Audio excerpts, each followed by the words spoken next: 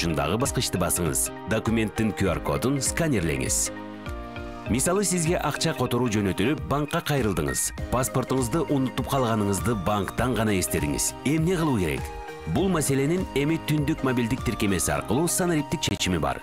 Дагы бир мисал. Сизди патрулдук милиция токтотту. Сиз айдоочулук күбөлүңүздү жана унаанын техникалык паспортун унутуп калганыңызды эми гана билдиңиз. Мындай учурда сиз юридикалык жактан анык деп таанылган санариптик документтерди кызматкерге көрсөтө аласыз. Мамлекет жашоону жеңилдетүү үчүн жаңы технологияларды түзүү менен жарандарга кам көрөт.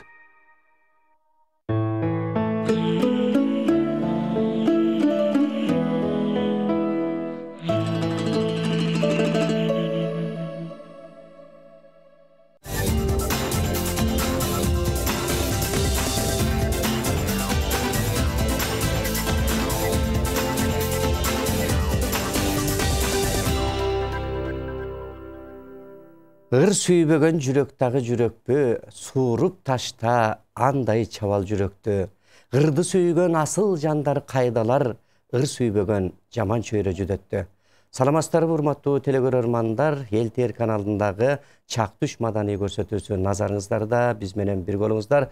Бүгүн биздин студиябызга Мырзайым тобу келип отурат, андыктан сиздердин көңүлүңүздөрдү көтөрүп жакшы маанай кылат деген ойдобуз. Мен топту алды менен тааныштыра кетейин. Актал адабий чыгармачылык бирикмесинин астында уюшулган ушул Мырзайым топтун мүчөлөрү тагыраагы мен тараптан баштайын. Мыскал Шабданалиева Малдыбаев атындагы опера балет театрынын артисти, маданияттын мыкты кызматкери, Мырзайым топтун мүчөсү эжекебиз келип отурат. Ошондой эле топтун жетекчиси, 3 китептин автору Тоту Арзыкулова эжекебиз келип отурат. Жана топтун мүчөсү Гүланда Дөңбаева эжекебиз келип отурат. Ошондой эле мугалим, көптөгөн обондурлардын автору, эл агартуунун отличниги, кыргыз тили төш белгисинин ээси Гүлмира Кырсбаева эжекебиз келип отурат. Жана мына азыр айта берсек мактай турган учурдан мактайлы 200дөн ашык обондун автору, обончу аткаруучу Жолдошбек Исраилов келип отурат. Урматтуу коноктор, биздин студиябызга куш келипсиздер. Маанайыңыздар кандай? Маанай жакшыбы? Мына чилде дагы чыгарын аз калды, сууктун тумшугу сынды дегенде, азыр эми ушул маанайы көтөрүп, биздин телекөрөрмандар келип ушул түштө кичине чай ичип эс алууда отурганда жакшы чыгармаларды, жакшы ырларды аткарып берет деген ойдобуз. Алды менен эми Мырзайым деген мына топ бизге ошол апалар тобу, Шайыр апалар тобу, Айгүл тобу, Нургүл тобу деп топтор көп келчү эле да. Сиздердики мына өзгөчө экен, Мырзайым деп туруп. Андыктан ушул Мырзайым топтун аткаруусунда алгач бир жакшы чыгарма менен баштап алалы, келиңиздер.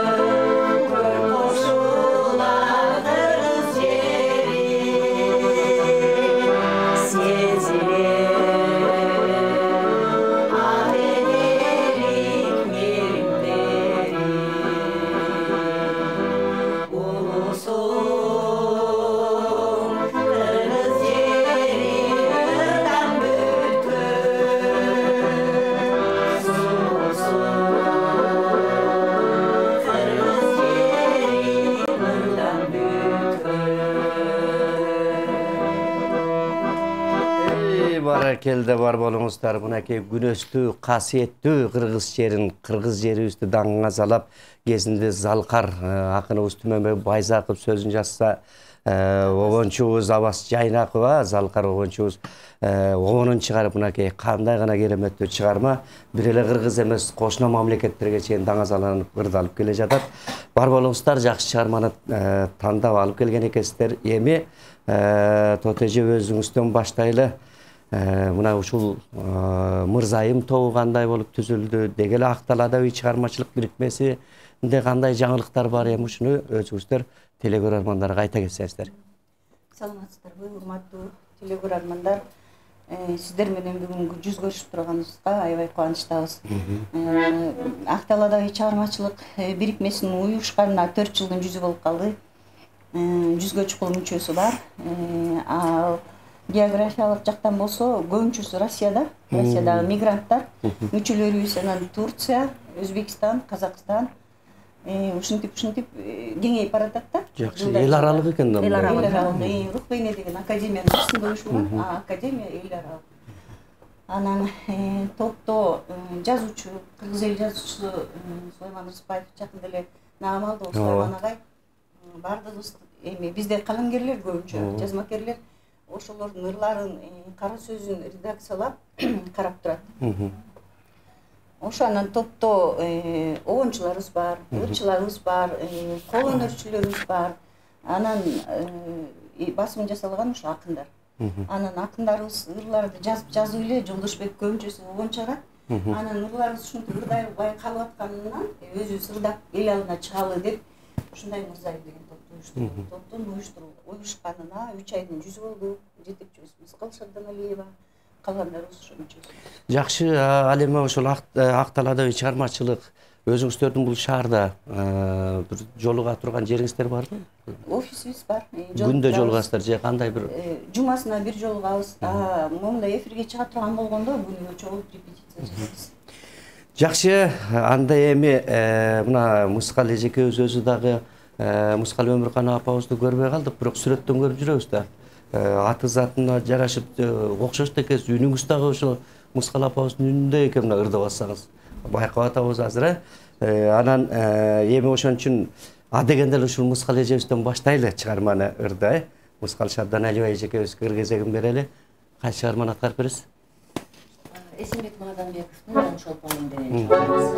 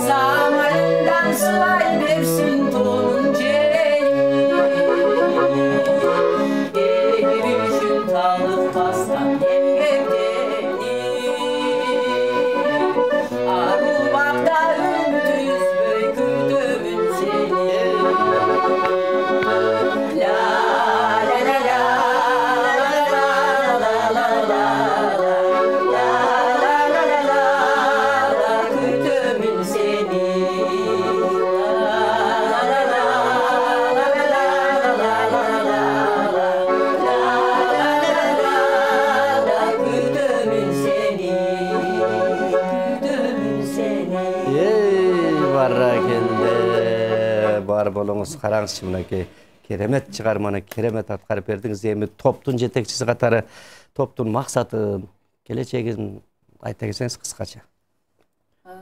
Топтун максаты десем, топтун максаты ушу биздин Актау Адаби чыгармачылык бирикмесинде деги катышуучулардын, акындардын ырларын жарыкка чыгаруу болуп эсептелет. Ошолордун ырларын ырдап, ошолордун жазган ырларын окуп, ушундай ар кандай элге жеткирүү. Ошол жас акындардын чыгармаларын элге жеткирүү, кеңири жайылтуу. Анан кийин бул биздин азыркы тобубузда 10 кишиден турабыз сөзү негизи. Тилекке каршы баарыбыз келе албайт экенбиз студияга. Ошо эми биздин катышуучуларды айтсам, биздин Тото Арзыкулова эжебиз, Гүланда эжебиз, Гүлмира, Жолдош, Айгүл, Шерматова, Асылкан, Ергешова, Зинат Мамытова деген жакшы акын эжекебиз бар.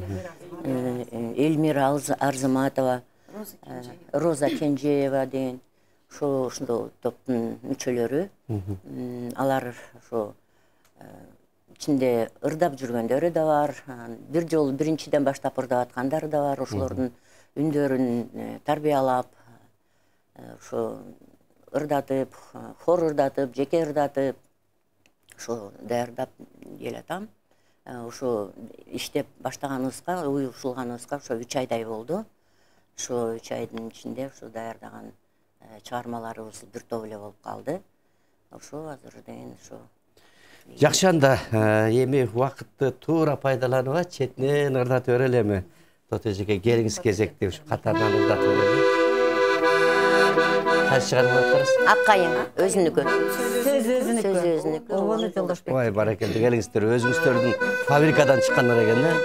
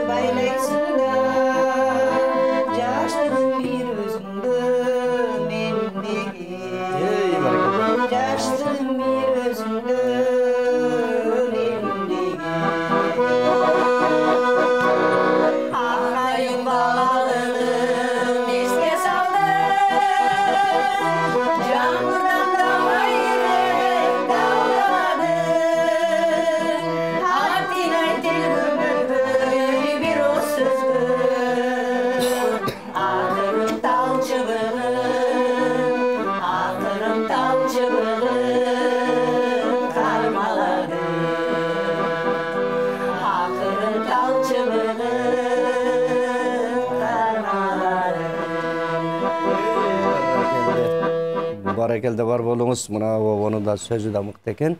Өзүңүз ошол 3 китептин автору экенсиз. Буйруса дагы эфирде сүйлөшөбүз. Эми Гүлендежеге келди окшойт. Гүлендеже өзүңүздү кыскача тааныштыра кетсеңиз. Мен дагы ушул Акталга келгенден кийин ушу кыздарга кошулур деп калдым. Өзүмдүн кесибим мугалим, бирок башка чөйрөдө иштеп жүрөм. Анан Акталга келгенден кийин кыздарга кошулуп, ушул Актал чыгармачы. Эже таптан таланттуу эже да биз арабызга кошуп алабыз. Башка чөйрөдө иштеп, өзүңүз да башкача экенсиз мына. Келиңиз анда кайсы чыгарманы аткарасыз? Чыгармасын аябай жакшы аткарат. Бирок азыр даярдап келгендери туулган жерди сагынуу. Туулган жерди сагынуу. Келиңиз эми туулган жерде кандай сагынар экенсиз көрөлү.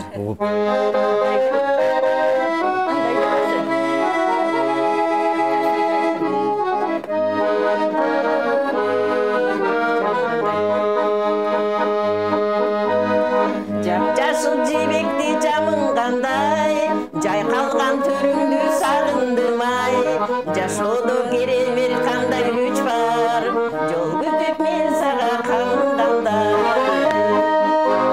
Сагынып унутпай элесиңди, салкын төр кызганда бересиңди, саймалы төбөлүм көздөн учуп, сагындым туулган жерим сени, сагындым туулган жерим сени.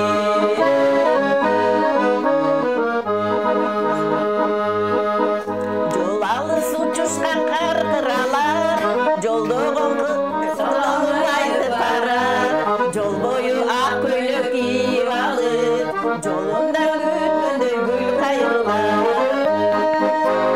Сактадым унутпай элесиңди, салкын төр кызгалдап бересиңди, саймалы төрлөрүм көздөн учуп, сагындым туулган жерим сени, сагындым туулган жерим сени.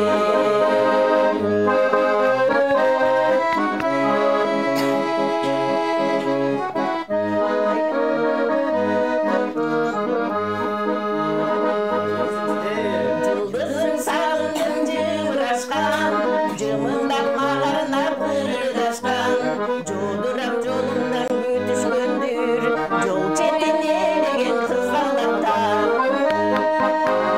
Сактадым унутпай элесиңди, салкын төр кызгалдап бересиңди, саймалы төбөлүм көздөн учуп, сагындым туулган жерим сени, сагындым туулган жерим сени, туулган жерим сени. Баракелде бар болуңуз. Мына туулган жерди ким гана сагынбайт, а? О туулган жер, сууңду ичкен баламын, сагынганда сага жетип барамын. Эстеп койгуң эсен аман бекен деп, эгер менен угулбаса кабарым деп, андыктан туулган жерде торпокта сүйөт энесин, жылкыда сүйөт желесин деп мына Райкан Шүкүрбеков айткандай, негизи туулган жерди ким гана сагынбайт. Эми Гүлмира эжеке, сизди элдин баары билет. Ошон үчүн ошону айтайын деп тургам ушу. Сизди элдин баары билет, андыктан бир жалпы бир, ушул Мырзайым тобу. Топ эжемдин сөзүнө жазылган жакшы бир чыгарма бар. Мен кыргызмын деген да. Ушул туулган жерде эле мен кыргызмын деп туруп артына Аз болбойт агары келиңиз анда. Обону Жолдошбек.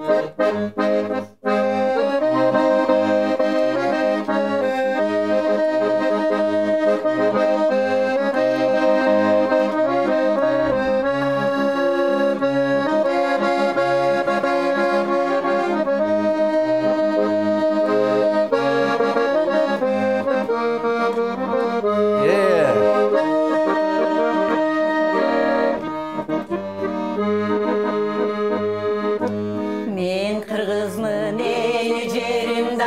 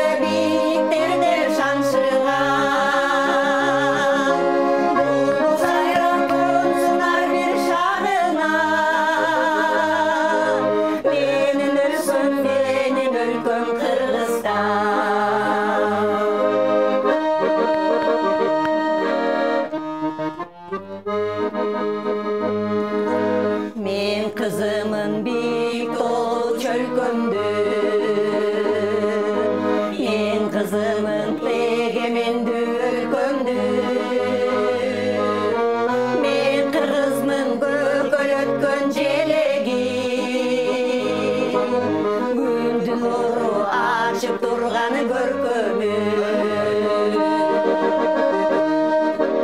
азыр көлү ак толкунун шарпыган кылчым кары бийликтерден шаңшыган булбул сайрап консун ар бир шагына өнүп өссүн менин өлкөм Кыргызстан.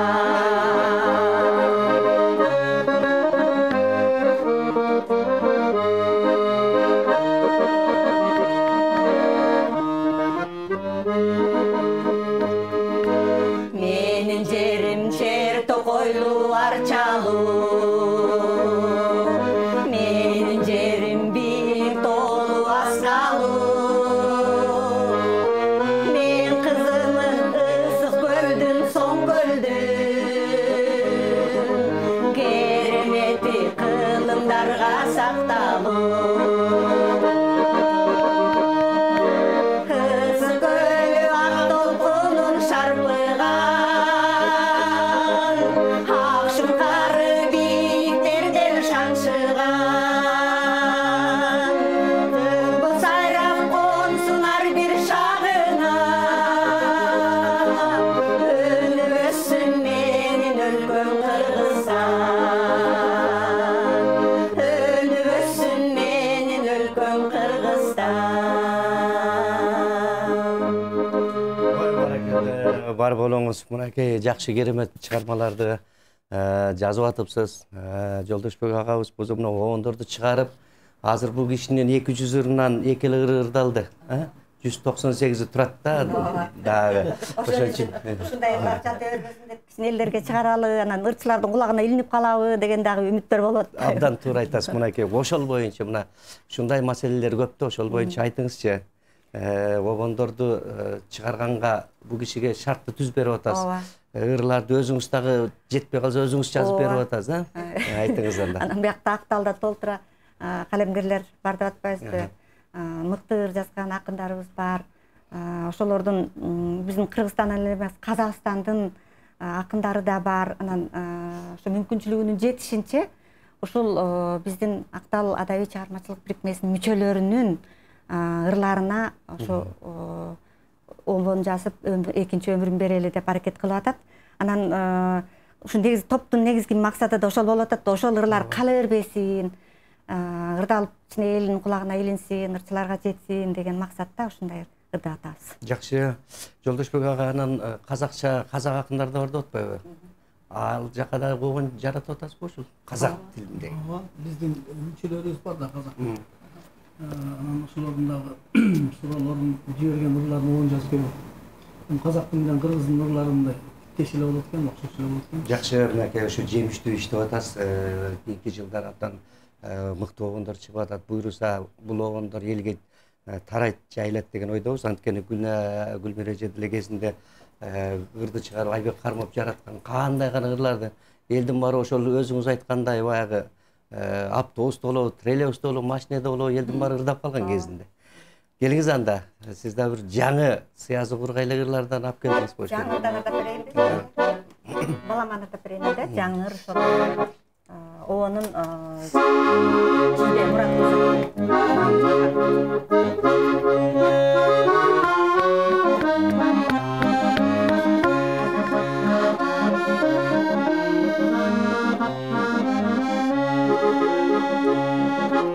Бийик кармап бул турмуштун желегин, бакытым деп балдарымды келемин. Басы чексиз байлык менен өлчөңүз, балам бул өмүрдөн алган белегин. Басы чексиз байлык менен өлчөңүз, балам бул өмүрдөн алган белегин.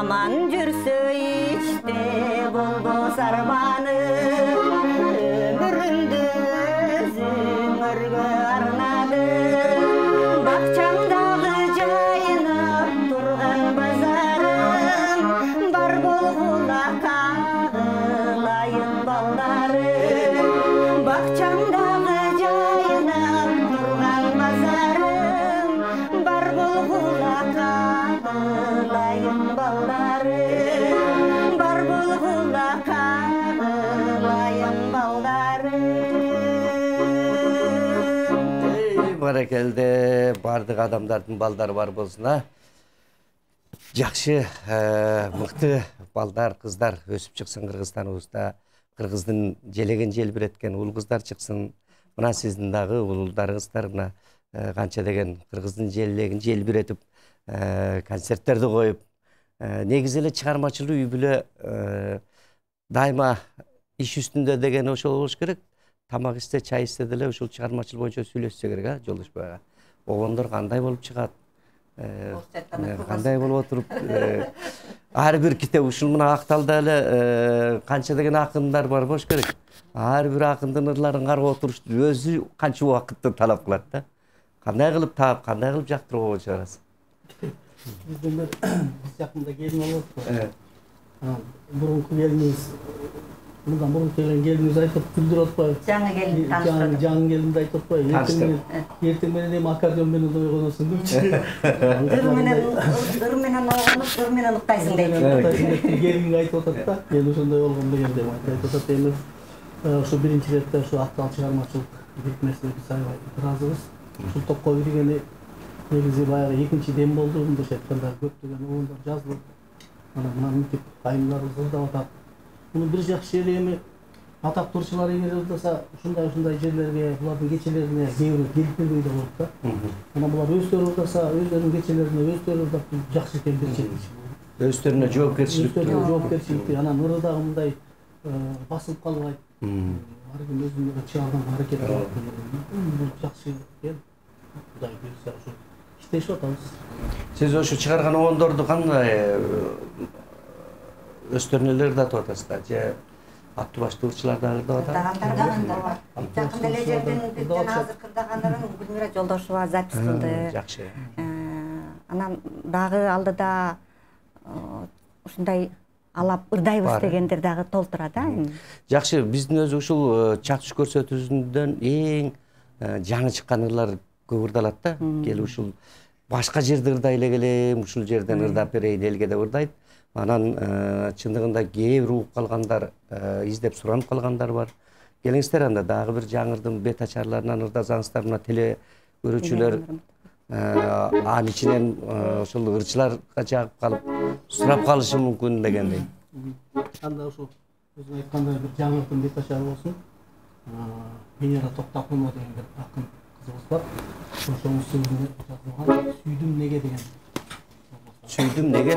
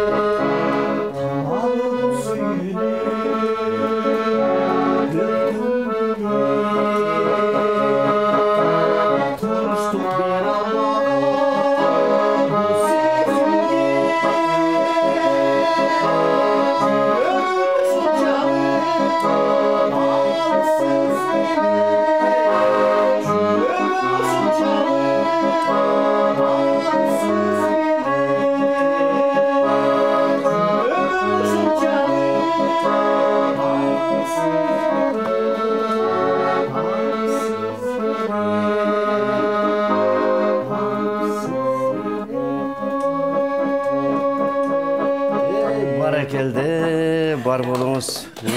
Бирөөнү сүйүп чыгарган оңго дейм, ансыз мындай чыкпаш керек эле дейм да. Жаңы бирөөлөр ырды алдып ал элекпи? Такалы элекпи? Бирок сурагандар бар. Талашып сурай турган ыр экен чындыгында. Бул ырдын келечеги кең боло турган ыр экен чындыгында. Бар болуңуз, мына ушундай ырларды жарата бериңиз. Эми Тот эже, мына сиз өзүңүз дагы 3 китептин автору, кандай китептер чыгаргансыз? Жалаң ырларбы, поэзия же проза жака дагы алып жүрөсүзбү деген? Проза чыкты. Жакында эле басылып атат уже сыр деген. Ошол китебим кара сөз менен жазылган. Өзүмдүн башыман өткөн окуяны жазган десем болот. Алып окуш керек экен анда, кандай окуялар болду экен деп. Негизинен Түгелбай Сыдыкбеков атабыз чарчаган ыр жазам деген экен да. Мага ыр жеңил, мен ошол проза чыгармаларды жаратып, повесть романдар жазып атып, анан кийин чарчаган ыр жазам деген экен да. Сизде кандай ушул? Андай залкарлардай боло элекмин го. Мен башында ыр жазып баштагам. Бала кезимден эле, жаш кезимден эле ыр жазчумун. Анан турмуш шартка байланыштуу баягы чогулбай калды. Дегенде анан ушу Актал уюшулганда 61 жашта болчумун. Ошондо чогултуп баштадым. Өзүмдүн негиздөөчүлөрүнүн биримин Акталдын. Анан дагы Москвадагы кыздарды кетпесем болбойт, учурдан пайдаланып айтып коеюн. Актал адайы чыгармачылык бирикмесинин негиздөөчүсү Кайргүл Сыдыканова, Рухбейна академиясынын президенти азыркы учурда, бирок турмуш шартка байланыштуу Москвада жашайт. Ошондуктан жетекчилик мага болуп отурат дейм. Ошол Москвадагы дагы мүчөлөрүбүз Жаңылкан Бегалиева, Айнаш Исмаилова, Нуржамал Айтбаева деген жакшы такшалып келаткан кыздарыбыз бар. Алардын да ырларына бир-эки ырына оң жаралып калган. Кийинки келгенде ырдап беребиз деп болду. Жакшы, буюрса ошол баягы кыргыз өзү ыр менен төрөлүп, ыр менен жашаган элде ушундай заманда ырда элдин көңүлүн алганга Кудай жеткирсин, өлкөбүздө тынчтык болуп ыр эле ырдалып турсун. Анан эми ыр кезең Мускал эжеге беребиз го дейм. Эже кандай, сизде чыгарма опера, балет театрында иштеген киши заңкылдайт да жөн эле. Кайсы чыгарманы аттап бересиз? Алыкул Осмоновдун сөзүнө жазылган Керимбаевдин, Асанкалы Керимбаевдин Сууга деген. Эй, баракелде.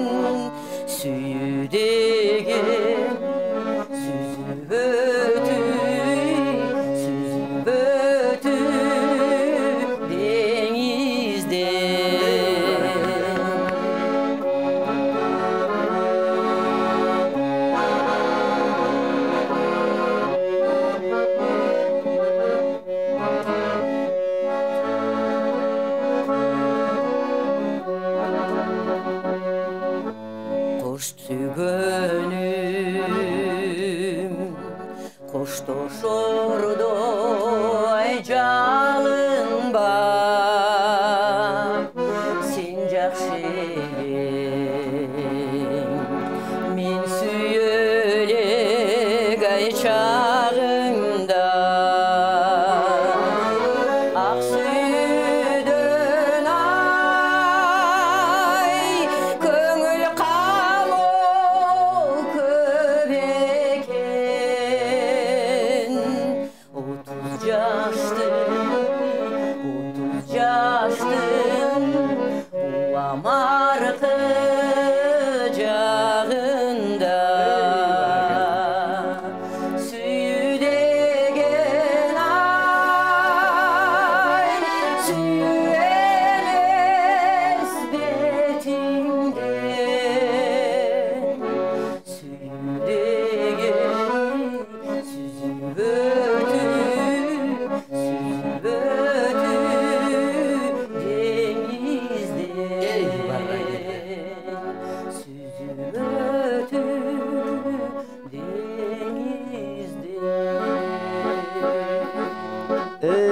Керемет қараңызда, қандай керемет шығарма. Еме келіңіздер уақытта құлам, өз нүгінді өтіп атат дегендей, Гүлміреже сізге бір кезегін беріп тұрғандан кейін хорменен жиынтықтайды оқшайды да, келіңіздер. Қайшығын атқырасыз. Мен ошо өзүмдүн сөзүмө жазылган Айбек Карымовдун Эмне айып деген бир керемет чыгармабыз бар. Ошол элдер көпчүлүк суранат да, дайыма ошону жакшы көрүшөт. Мен да жакшы көрөм аны. Анан эми ушул эфирден пайдаланып ошону көрүүчүлөргө тартуулап коеюн. Келиңиз.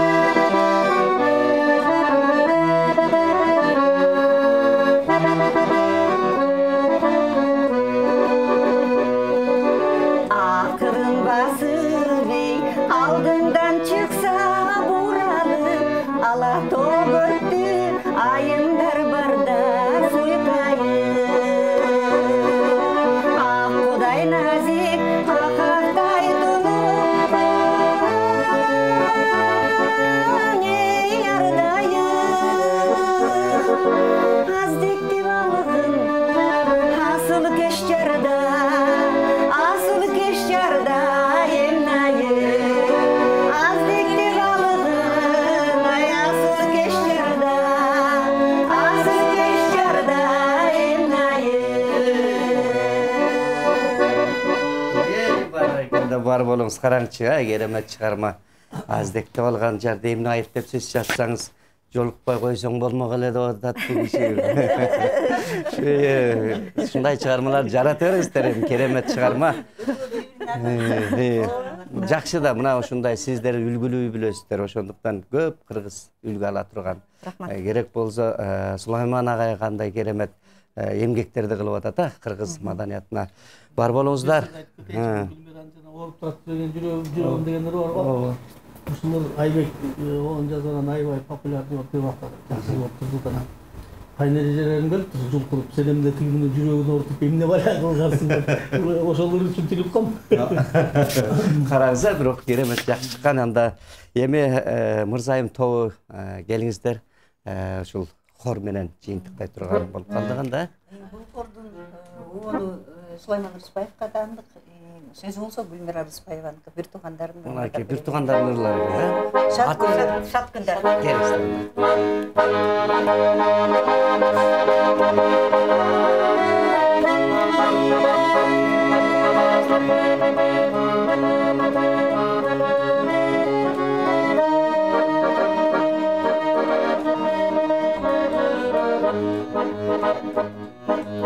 Сурасаң бербес, качырсаң келбес, сүрүлүп чыякин бири келет.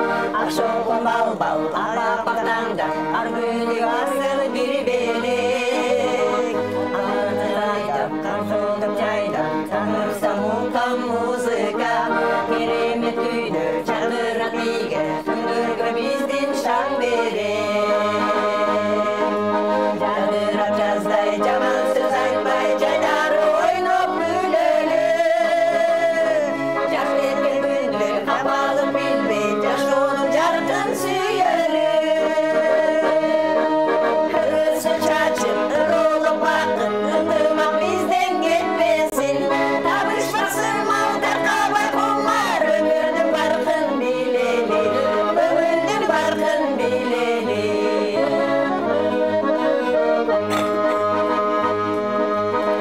Таңдар жанган ар күнү майрам, бешигин ачы белгүлөр.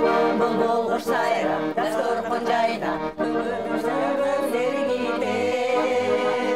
Толтуруп өлбөй, толтурган көлдө, мендир кенен жашайлы. Атайым даяр, апамдай аяр, меремил көңүл сергиде. Жадырап жаздай, жаман сөз айтпай, жайдары ойноп күлөлү. Жарк эткен күндөр капалык билбей, жашоонун жаркын сүйөлү. Ырысы чачып, ырылып бакыт, ынтымак бизден кетпесин. Табышпаксың мал таркабай кумар, өмүрдүн баркын билели, өмүрдүн баркын билели.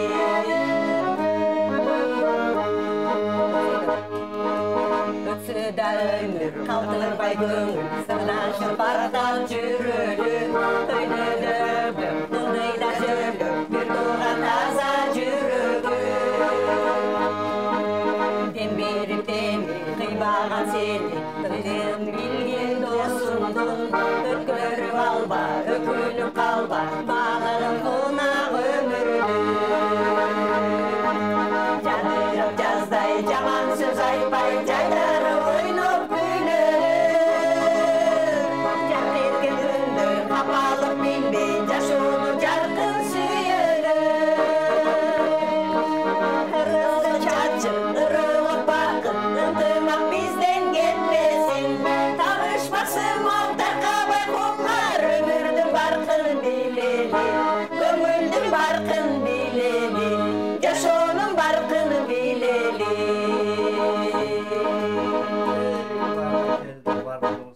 Ушундай шаттыгы менен жыйынтыктайлы. Сиздерге ыраазычылык билдиребиз. Бар болуңуздар, арыбаңыздар, карыбаңыздар, талыбаңыздар, көр дүйнөнүн жетегинде эмес, чыгармачылыктын бактысында болуңуздар. Ыраазычылык билдиребиз. Бар болуңуздар. Урматтуу телекөрөрмандар, биздин көрсөтүүбүз соңуна келди. Кийинки көрсөтүүдөн жолукканча аман туруңуздар.